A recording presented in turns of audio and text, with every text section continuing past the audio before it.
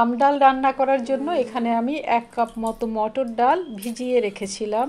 এটা 2 ঘন্টা ধরে ভিজেছে, 1 ঘন্টা ভিজলেও চলতো। আর এর পরিবর্তে আপনারা মসুর ডাল দিয়েও আম ডাল রান্না করতে পারেন। তাহলে শুরু করছি আজকের রান্না আম ডাল। আমি যে কোনো ডাল প্রেসার কুকারে রান্না করাটাই পছন্দ করি, তাতে কিন্তু জ্বালানি সাশ্রয় হয়। তাহলে ভেজানো সেই ডালগুলো ওই ভেজানো জল সহই, কারণ আমি ধুয়ে ভিজিয়েছিলাম ডালটা, তাই জল সহই এখানে চাপিয়ে দিলাম। এবং অবশ্যই ঠান্ডা জলে মটর ডাল সেদ্ধ করতে হবে, তাহলে কিন্তু ভালো সেদ্ধ হবে। দিয়ে দিচ্ছি পরিমাণ মতো নুন, দিয়ে দিচ্ছি আস্ত 2টো কাঁচা লঙ্কা একেবারে গোটা, সেদ্ধ হলে এটাকে স্ম্যাশ করে দেব।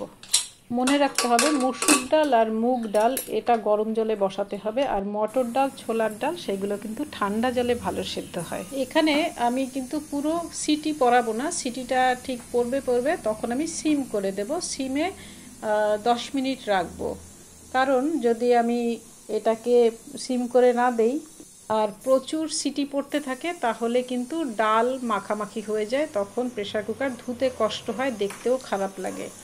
তাই আমি সিমে রেখে দেব।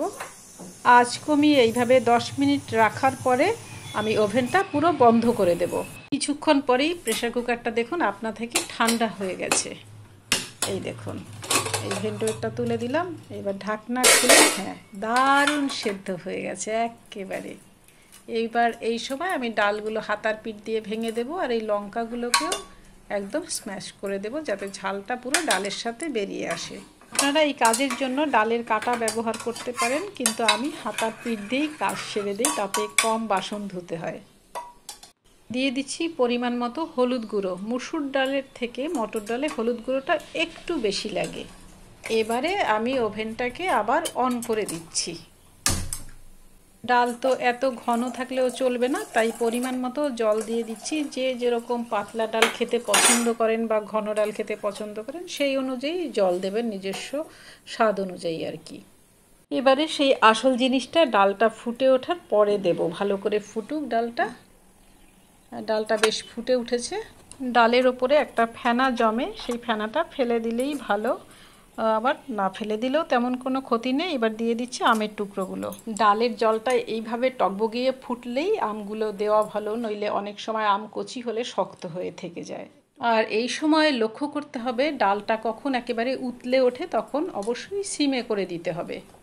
এই দেখুন ডালটা একদম ফুলে উঠেছে ওপরের দিকে, নইলে পড়ে যাবে, তাই আমি সিমে করে দিচ্ছি।